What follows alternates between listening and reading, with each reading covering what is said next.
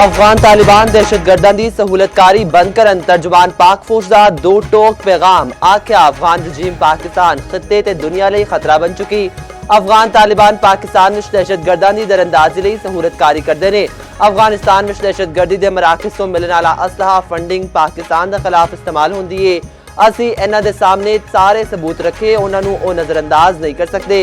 अफगान तालिबान रजीम काबिल तस्दीक मैकेनिज्म दे तहत मुआहिदा करन। 25 नवंबर ਨੂੰ सीनियर सहाफियों ਨੂੰ ब्रीफिंग के दौरान DGISPR लेफ्टिनेंट जनरल अहमद शरीफ ने आख्या तालिबान रजीम का दावा गैर मंतकी है कि फितना खवारिज हिजरत करके आए थे साडे मेहमान ने और पाकिस्तानी ने तो साडे हवाले करन। खून रेजी ते तजारत इकट्ठे नहीं चल सकते। अफगान तालिबान का तर्ज अमल एक रियासत की तरह होना चाहिए।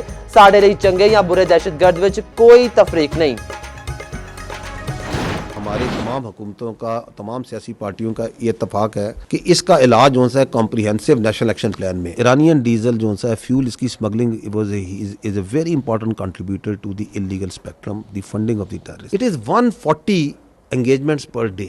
कहीं कोई स्कूल का विजिट हो रहा है, कहीं पे कोई जिरगा हो रहा है। दहशतगर्दी का इलाज असल में इन चीज़ों के अंदर है जो कि प्रोविंशियल गवर्नमेंट्स ने करना है, डिस्ट्रिक्ट गवर्नमेंट्स ने करना है। ये मैं आपको इसलिए काबिल दिखाना चाह रहा हूँ कि हमें ये फील होता है कि this all is missing in Khyber Pakhtunkhwa. ये वो पॉलिटिकल अकाउंट्स हैं जो पाकिस्तान के अंदर जो है ना सियासत कर रहे हैं, सारे को बयानियां बना रहे हैं रियासत के खिलाफ, आपकी फौज के खिलाफ, आपके इदारों के खिलाफ। किधर चल रहे हैं? बाहर से। और यहाँ की सियासत पे लम्हा बलम्हा 15-15 मिनट बाद जो है अपना बयानियां डाली जा रहे हैं। बैठे किधर हुए हैं? कोई यूरोप में बैठा हुआ है, कोई अमरीका बैठा है, कोई जर्मनी। दहशतगर्दी दा हल national action plan which Khyber Pakhtunkhwa which national action plan उत्ते अमल दरामद नहीं हो रहा। DGISPR ने आख्या दहशतगर्द तश्कील स्मगलिंग गैर कानूनी तजारत नूं रोकना किस दी जिम्मेदारी है।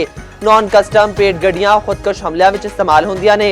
लखां नॉन कस्टम पेड गड्डियां तुहाडे सूबे विच घुम रहियां ने, उन्हां नूं किसने रोकना है? लेफ्टिनेंट जनरल अहमद शरीफ चौधरी ने आख्या रियासत ते इदारियां दे खिलाफ जहरीला बयान बनाने वाले एक्स अकाउंट्स बैरूने मुल्क तो ऑपरेट होंदे ने। पाकिस्तान तो बाहर बह के इधर दे मामलात विच जहर पान दी कोशिश की जाती है।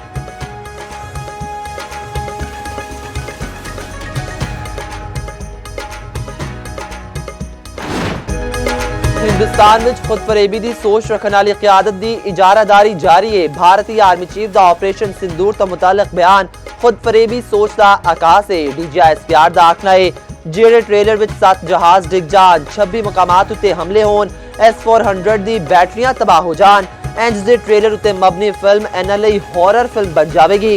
सिंदूर विच हुई शिकस्त उत्ते भारत दे झूठे बयानात अवामी गम गुस्सा घट करन दी कोशिश है।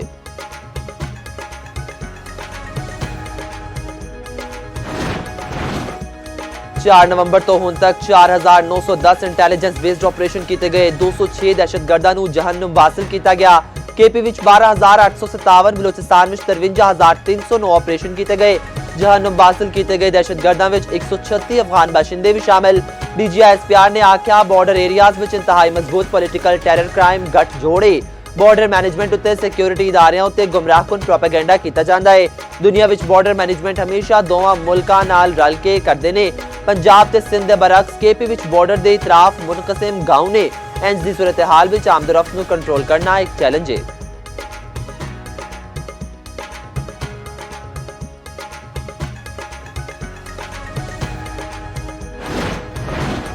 सदर मुमलिकत आसिफ अली जरदारी दा नेशनल डिफेंस यूनिवर्सिटी इस्लामाबाद दा दौरा 27वीं नेशनल सिक्योरिटी वर्कशॉप दे शुरका नाल खिताब। शुरका नूं कामयाबी नाल प्रोग्राम मुकम्मल करन उत्ते मुबारकबाद दित्ती।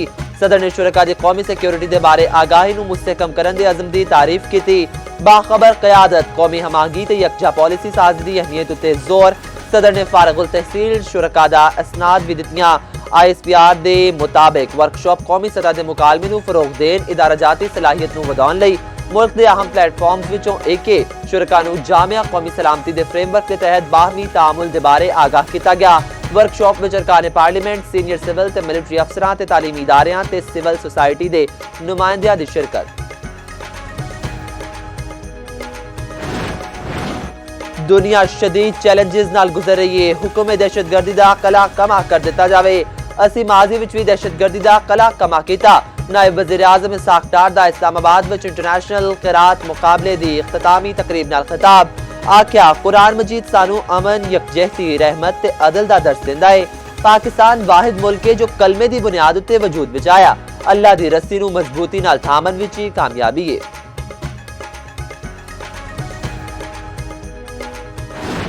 ਅਮਰੀਕਾ ਨੇ ਅਫਗਾਨ ਪਾਸਪੋਰਟ ਉੱਤੇ तमाम ਵੀਜ਼ਿਆਂ ਦਾ ਇਜਰਾ ਰੋਕ ਦਿੱਤਾ। ਪਨਾਹ ਦੇ ਖਵਾਹਿਸ਼ਮੰਦਾਂ ਦੀ ਅਸਾਇਲਮ ਖਵਾਹਿਸ਼ ਦਰਖਾਸਤਾਂ ਉੱਤੇ ਫੈਸਲੇ ਵੀ ਮੁਅੱਤਲ। ਅਮਰੀਕੀ ਮਹਿਕਮੇ ਖਾਰਜਾ ਦਾ ਆਖਣਾ ਹੈ ਕੌਮੀ ਸਲਾਮਤੀ ਨੂੰ ਯਕੀਨੀ ਬਣਾਉਣ ਤੇ ਆਵਾਮ ਦੇ ਤਹੱਫੁਜ਼ ਲਈ ਸਖਤ ਇਕਦਾਮਾਤ ਜ਼ਰੂਰੀ ਨੇ। US citizenship and immigration services ਨੇ ਫੈਸਲੇ ਰੋਕਣ ਦਾ ਹੁਕਮ ਜਾਰੀ ਕਰ ਦਿੱਤਾ। ਜਾਂਚ ਪੜਤਾਲ ਸਕਰੀਨਿੰਗ ਯਕੀਨੀ ਬਣਨ ਤੱਕ ਕੋਈ ਫੈਸਲਾ ਅੱਗੇ ਨਹੀਂ ਵਧਾਇਆ ਜਾਵੇਗਾ। ਅਮਰੀਕੀ ਵਜ਼ੀਰ ਖਾਰਜਾ ਮਾਰਕੋ ਰੂਬੀਓ ਆਖਦੇ ਨੇ ਅਫਗਾਨ ਸ਼ਹਿਰੀਆਂ ਦੇ ਵੀਜ਼ਿਆਂ ਉੱਤੇ ਆਰਜ਼ੀ ਪਾਬੰਦੀ ਲਾਈ ਗਈ ਹੈ। ਇੰਤਜ਼ਾਮੀਆ ਨੂੰ ਕਿਸੇ ਨੂੰ ਵੀ ਵੀਜ਼ਾ ਦੇਣ ਤੋਂ ਇਨਕਾਰ ਦਾ ਹੱਕ ਹੈ। ਅਮਰੀਕਾ ਦਾਖਲੇ ਦੇ ਬਾਅਦ ਵੀ ਵੀਜ਼ਾ ਮਨਸੂਖ ਕੀਤਾ ਜਾ ਸਕਦਾ ਹੈ। ਦੂਜੇ ਪਾਸੇ ਅਮਰੀਕੀ ਸਦਰ ਨੇ ਤੀਜੀ ਦੁਨੀਆ ਦੇ तमाम ਮੁਲਕਾਂ ਨਾਲ ਹਿਜਰਤ ਮੁਸਤਕਿਲ ਰੋਕਣ ਦਾ ਐਲਾਨ ਕੀਤਾ ਸੀ। ਬਾਈਡਨ ਦੇ ਆਟੋ ਪੈਨ ਤੋਂ ਦਸਤਖਤ ਸ਼ੁਦਾ तमाम ਐਗਜ਼ੈਕਟਿਵ ਆਰਡਰ ਮਨਸੂਖ ਕਰਨ ਦਾ ਐਲਾਨ।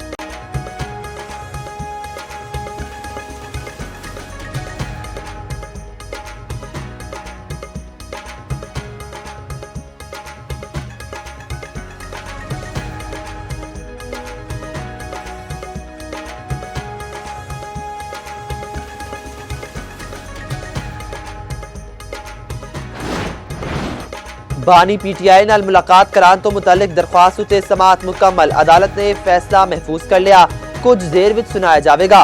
रावलपिंडी दी इंसदाद दहशतगर्दी अदालत दे जज अमजद अली शाह ने समात की थी। सरकारी वकील दी दलाइल लई मोहलत दी दरख्वास्त उते समात 1 दिसंबर तक मुलतवी। सुपरिटेंडेंट जेल अडियाला तो भी जवाब तलब।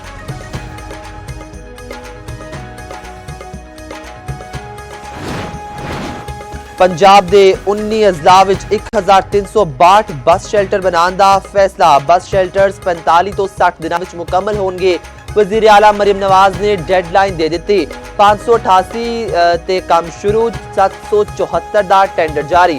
पंजाब जमीन हथियान वाले गासिबां दा अन्ना राज खत्म। 2 दिहाड़ियां विच 1005 जमीनां दे केस निपटान दा रिकॉर्ड। वजीर आला पंजाब दी जेर सदारत प्रॉपर्टी ऑर्डीनेंस ते मौसर नफाज उत्ते जायजा इजलास। मरियम नवाज ने आख्या खवातीन दे जमीन दे केसेस अवलीन तरजीह ते हल कीते जाणगे।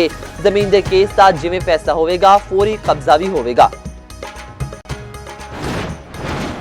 शहबाज शरीफ दे बानी PTI दे खिलाफ हतक इज्जत दे दावे उत्ते समाज। शहबाज शरीफ दे गवाह स्पीकर पंजाब असैम्बली मलिक अहमद खान ने बयान रिकॉर्ड करा दिता।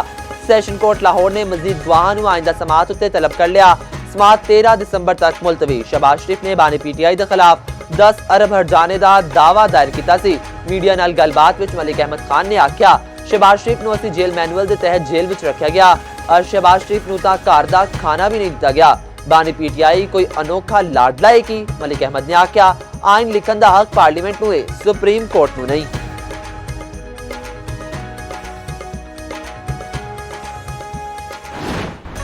तीन मुल्की सीरीज का चैंपियन कौन? फैसला अज होगा। पाकिस्तान ते श्रीलंका शामी 6 बजे मध्य मुकाबल होंगे। पाकिस्तान के टॉप ऑर्डर बैटर्स को जिम्मेदारी निभाना होगी। पाकिस्तान सीरीज के 3 मैच जित के फाइनल में चपड़िया। अबरार, नवाज ते शाहीन जित विच अहम किरदार अदा कर सकते हैं। श्रीलंका के निसांका, लियांगे, हसरंगा ते चैंपरा बाजी। Fight for glory international boxing championship का फाइनल टाकरा। पाकिस्तानी बॉक्सर मोहम्मद वसीम टाइटल का दिफा करेंगे। पाकिस्तानी फलकन मोहम्मद वसीम ते थाई बॉक्सर में जोड़ पवेगा। वजीर आला पंजाब मरियम नवाज इख्तितामी तकरीब विच मेहमान खसूसी होंगियां। पाकिस्तानी निजात बरतानवी बॉक्सर आमिर खान आखदे ने पाक फौज ने बेहतरीन अंदाज विच बॉक्सिंग चैंपियनशिप का इनाकाद किया। इस तरह के होर इवेंट्स होने चाहिए ने। अपनी नौजवान नस्ल नूं प्रमोट करना होगा।